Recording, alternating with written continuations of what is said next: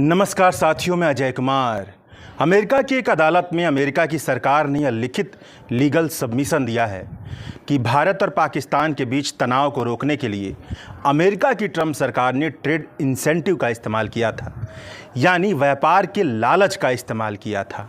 यानी पहली बार अमेरिकी सरकार ने ऑन रिकॉर्ड, एक तरह से कह लीजिए तो हल्फनामा देकर यह बात पूरी गंभीरता से दर्ज कर दी है कि भारत पाकिस्तान के तनाव को रुकवाने में व्यापारिक दबाव की बहुत बड़ी भूमिका है। इससे पहले अमेरिका के राष्ट्रपति डोनाल्ड ट्रंप अपने सोशल मीडिया पोस्ट और पब्लिक स्पीच के जरिए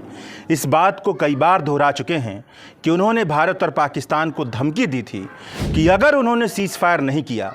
तो वह ट्रेड रोक देंगे, मतलब इन देशों के साथ व्यापार नहीं करेंगे। यह कहने के बाद भारत और पाकिस्तान दोनों सीज फायर के लिए तैयार हो गए थे। कई लोगों ने डोनाल्ड ट्रंप के इस बयान को स्वीकार कर लिया था, तो कई लोगों ने यह कहा था कि डोनाल्ड ट्रंप का इतिहास बड़बोलेपन वाला रहा है, वह कुछ भी बकते रहते हैं। आतंकवाद जैसे गंभीर मुद्दे के खिलाफ भारतीय सेना की अगुवाई में लड़ाई लड़ते वक्त भारत ट्रेड रोकने की धमकी के दबाव से सीज फायर नहीं कर सकता है। इसके अलावा कई लोगों ने जायज़ तर्क रखते हुए पूछा था कि युद्ध की स्थितियां चाहे जिस भी कारण से जितनी जल्दी टलकर सीज फायर में बदल जाएं, वह बहुत अच्छी बात होती है, शांति रहनी चाहिए। मगर फिर भी अगर ट्रेड की धमकी के दबाव में सीज फायर होता है तो सवाल यह उठता है कि अगर ऐसी धमकी से सीज फायर हो रहा है तो क्या ऑपरेशन सिंदूर आतंकवाद के खिलाफ सोच समझ कर उठाया गया गंभीर कदम था या नहीं, या केवल अपने देश की जनता के लिए किया गया पब्लिसिटी स्टंट मात्र था। क्योंकि किसी भी देश के सैनिकों की जान और राष्ट्रीय सुरक्षा की कीमत किसी भी तरह के व्यापार के दबाव से कहीं ऊपर होती है। भारत सरकार ने भी डोनाल्ड ट्रंप के बयान को पूरी तरह से खंडित कर दिया था। विदेश मंत्रालय के प्रवक्ता रणधीर जायसवाल ने साफ तौर पर कहा था कि 7 मई से लेकर 10 मई के बीच में, यानी ऑपरेशन सिंदूर के दौरान भारतीय और अमेरिकी नेताओं के बीच कई बार बातचीत हुई, मगर इस बातचीत में व्यापार का मुद्दा नहीं उठा था। भारत और पाकिस्तान के बीच सीज फायर डायरेक्ट कांटेक्ट के जरिए हुआ था, इसमें किसी तरह के व्यापार पर बातचीत नहीं हुई थी। लेकिन अब तो गजब हो गया है। अब तो अमेरिका के ट्रंप सरकार ने अमेरिका की एक अदालत में ऐसी बात कही है जो डोनाल्ड ट्रंप की बात को बहुत मजबूती देती है। पहली बार ट्रंप सरकार ने, यानी अमेरिका की सरकार ने ऑन रिकॉर्ड अमेरिका के न्यूयॉर्क फेडरल कोर्ट में, यानी अमेरिका की एक अदालत में लिखित लीगल सबमिशन दिया है। एक तरह से समझिए तो हल्फनामा दिया है, एफिडेविट दिया है कि भारत और पाकिस्तान के बीच फुल स्केल वार, यानी पूर्ण युद्ध को रोकने के लिए डोनाल्ड ट्रंप ने ट्रेड एक्सेस को इंसेंटिव की तरह इस्तेमाल किया। यहाँ पर लिखित लीगल सबमिशन का मतलब यह समझिए कि ट्रंप सरकार ने कोर्ट में यह घोषित करते हुए यह बात रखी है कि अगर यह बात झूठी और गलत निकलती है तो झूठी गवाही देने के लिए, झूठा लीगल सबमिशन देने के लिए वह दंड की भी अधिकारी बनने के लिए जो भी नियम कानून है उसके तहत तैयार है। दरअसल मामला यह था कि अमेरिका की कई छोटी कंपनियों ने अमेरिका के फेडरल कोर्ट में यह मुकदमा दर्ज किया था कि अमेरिका ने इंपोर्ट पर 10% का जो ग्लोबल टैरिफ लगाया है दूसरे देशों से इंपोर्ट पर, और स्पेसिफिक कंट्री के साथ स्पेसिफिक टैरिफ लगाया है, वह सही नहीं है। इस मुकदमे का विरोध करते हुए और अपना पक्ष रखते हुए ट्रंप प्रशासन के 4 कैबिनेट अधिकारियों ने, जिसमें अमेरिका के commerce secretary Howard W Lutnick भी थे, उन्होंने कोर्ट में अपना लीगल सबमिशन दिया है। 23 मई के दिन सौंपे गए इस लीगल सबमिशन में इन्होंने कहा था कि इमरजेंसी पावर का इस्तेमाल करते हुए अमेरिका की सरकार को आर्थिक प्रतिबंध लगाने के तहत दूसरे देशों पर टैरिफ लगाने का अधिकार मिलता है। अमेरिका के कॉमर्स सेक्रेटरी लुटनिक ने चेतावनी दी थी कि अगर टैरिफ के खिलाफ मुकदमा दायर करने वालों के पक्ष में फैसला आता है तो इसका असर हर उस क्षेत्र पर पड़ेगा जहां स्ट्रैटेजिक मकसद के लिए इकोनॉमिक औजारों का इस्तेमाल किया जाता है। ट्रंप सरकार के कॉमर्स सेक्रेटरी ने उदाहरण देते हुए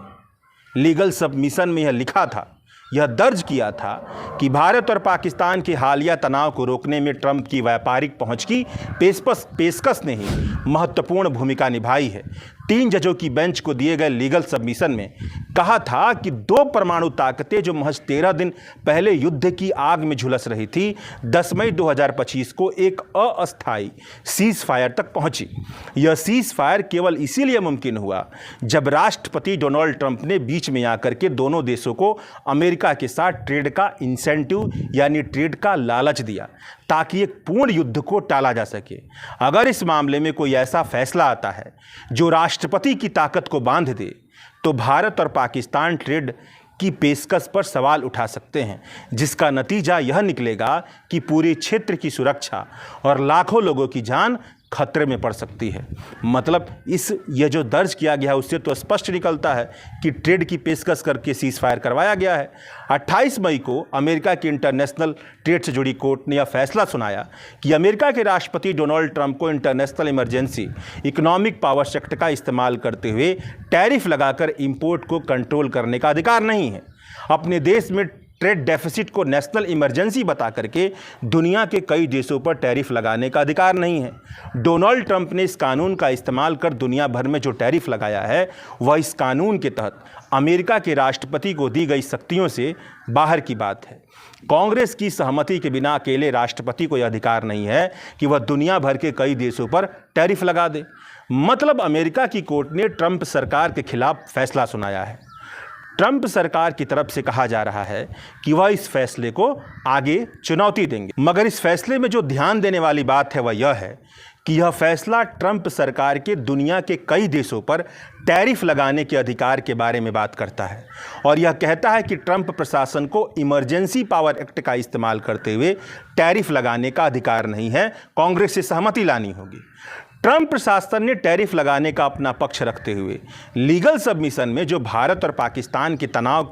का उदाहरण दिया है उसके संदर्भ में जो बात कही है उस पर यह फैसला बात नहीं करता है। मतलब अमेरिका सरकार के इस लिखित लीगल सबमिशन पर कोर्ट ने कोई बात नहीं की है कि अमेरिका ने भारत और पाकिस्तान के बीच युद्ध की स्थितियां रुकवाने के लिए ट्रेड इंसेंटिव का इस्तेमाल किया था। अमेरिका की कोर्ट ने ट्रंप सरकार के इस दावे की ना जांच की है और ना ही इसे खारिज किया है। साथ में यह भी जानिए कि ट्रंप एडमिनिस्ट्रेशन द्वारा लगाए गए उन टैरिफ पर लागू यह जो फैसला है नहीं होगा जिन्हें दूसरे कानून का इस्तेमाल करते हुए टैरिफ लगाया गया है। मतलब अमेरिका में स्टील, एल्युमिनियम, ऑटोमोबाइल पार्ट्स के इंपोर्ट पर 25% का टैरिफ का आदेश इस फैसले से प्रभावित नहीं होगा। और भी बहुत सारे जो एग्रीमेंट होते हैं दुनिया के 2 देशों के बीच में जिसके तहत ट्रेड का एग्रीमेंट होता है वहाँ पर भी यह फैसला लागू नहीं होगा। मतलब अब भी भारत के स्टील एल्युमिनियम एक्सपोर्टर को अमेरिका से लगाए गए हाई टैरिफ का सामना करना पड़ेगा और जो एग्रीमेंट के तहत जो सारी चीज़ें हुई हैं, जो इमरजेंसी पावर एक्ट के तहत नहीं हुई हैं,